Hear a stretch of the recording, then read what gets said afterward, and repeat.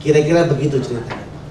Seringkali kenapa kita gagal dalam pengirahan Tuhan, bukan karena kita berbuat dosa, tetapi karena kita ya biasa-biasa saja. Coba suami istri biasa-biasa saja, lama-lama selingkuh, Pak. Ya.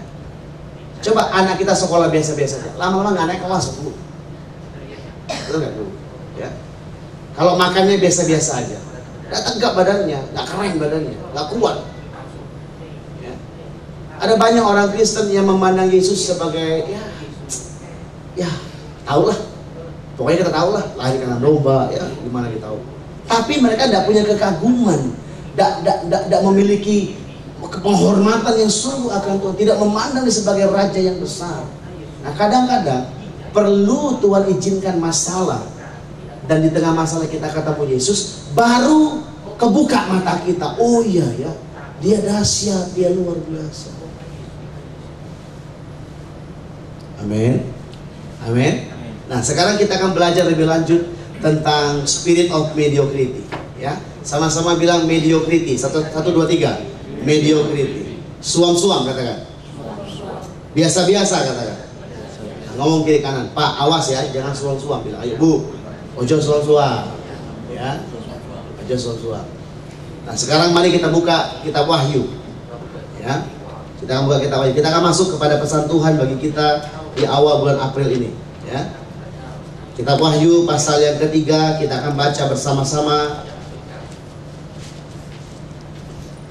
Oke, judul perikopnya adalah kepada jemaat di Laodikia, dalam bahasa Inggris KJV version, KJV, the lukewarm church, ya. Baik, kita akan baca bersama-sama dari ayat yang pertama, ayat 14 sampai ayat 22. Bergantian, pria terlebih dahulu bersama dengan saya, kemudian disambung oleh para wanita. Mari para pria, ayat 14, 1, 2, 3. Dan tuliskanlah kepada malaikat jemaat di Laodikia, inilah firman dari Amin, saksi yang setia dan benar, permulaan dari ciptaan Allah. 15 wanita.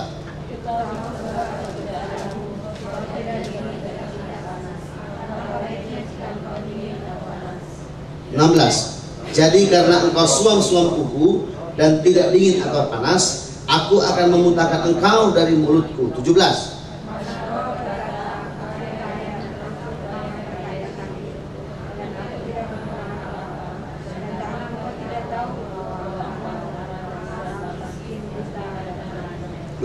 Pria, maka aku menasihatkan engkau supaya engkau membeli daripadaku emas yang telah dimurnikan dalam api, agar engkau menjadi kaya, dan juga pakaian putih supaya engkau memakainya, agar jangan kelihatan ketelanjanganmu yang memalukan, dan lagi minyak untuk melumas matamu supaya engkau dapat melihat. 19.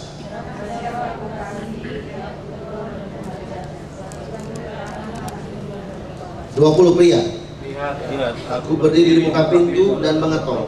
Jikalau ada yang mendengar suaraku dan membuka pintu, aku akan masuk mendapatkannya, dan aku makan bersama-sama dengan dia, dan ia bersama-sama dengan aku. 21. Wanita.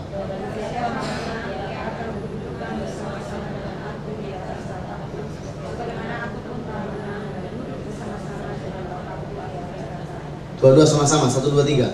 Siapa bertelinga hendaklah ia mendengar apa yang dikatakan Roh kepada jemaat-jemaat. Mari kita berdoa dengan Tuhan. Bapa, mari sikapkan pewahyuanmu kepada kami pagi ini. Materaikan kuasa-Mu dalam perkataanku Tuhan, supaya waktu aku bicara menyampaikan prinsip kebenaran itu sungguh-sungguh merema dalam hidup gereja, mengubahkan hati mereka, membuat mereka bergairah untuk bangkit melakukan firman-Mu. Urapi setiap kami Bapa, dalam nama Yesus kami berdoa. Amin. Baik, dikatakan dalam perikop yang kita baca, ini pesan Tuhan, ya, coba adalah bagian terakhir dari serangkaian pewahyuan yang didapatkan oleh Rasul Yohanes dalam masa pembuangannya di Pulau Patmos. Jadi Rasul Yohanes menyampaikan 7 pesan Tuhan kepada 7 jemaat yang berbeda yang ada di perbatasan Eropa Asia atau Asia Kecil dalam masa itu istilahnya. Dan 7 pesan ini begitu kuat bicara kepada gereja jemaat yang ada. Pesan yang terakhir itu adalah kepada jemaat di Laodikia yang kita baca tadi. Ya, sekarang kita kembali ke kitab Wahyu pasal yang ketiga. Kita akan lihat baik-baik di ayat yang ke-15 dan 16. Malaikat Tuhan bilang begini, aku tahu segala pekerjaanmu, engkau tidak dingin dan tidak panas. Alangkah baiknya jika engkau dingin atau panas. Bapak Ibu heran nggak? Kenapa tiba-tiba malaikat ngomong panas atau dingin? Kayak mau pesen cair saja ya. Kenapa? Bahkan di ayat 16 dikatakan, jadi karena engkau suam-suam kuku dan tidak dingin atau panas, aku akan memuntahkan engkau dari mulutku. Kalau saya sekarang nih dikasih air suam-suam kuku, Pak. Aduh enak banget. Lagi flu, minum suam-suam kuku, nggak bisa muntah saya Pak. Tapi coba dikasih air panas baru mendidih, bisa muntah. Bukan bisa muntah, bisa marah saya Pak. Ya.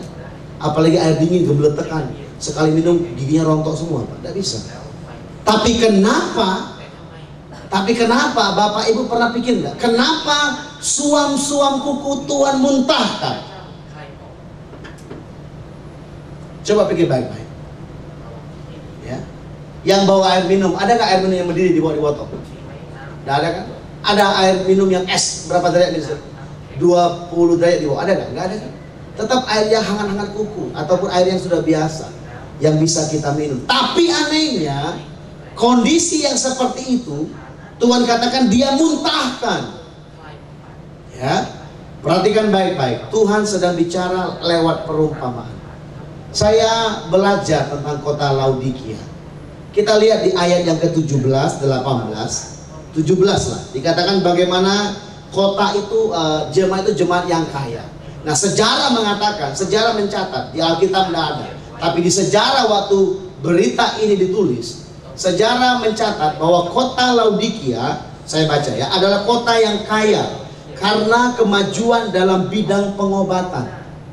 Jadi Laodikia itu kaya sekali penduduknya, suatu kota emas dikatakan waktu itu karena kemajuan dalam bidang pengobatan. Nah, apa hubungannya dengan panas dingin tadi suam-suam? Keajaibannya demikian, Bapak kasih Tuhan. Melewati kota Laodikia ini ada dua sumber air yang berbeda. Yang satu sumber air panas melewati sisi yang lain kota Laodikia.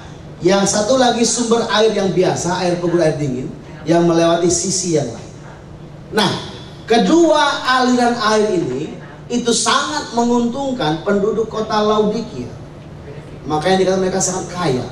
Khusus air yang panas ini ternyata mempunyai khasiat untuk obat-obatan.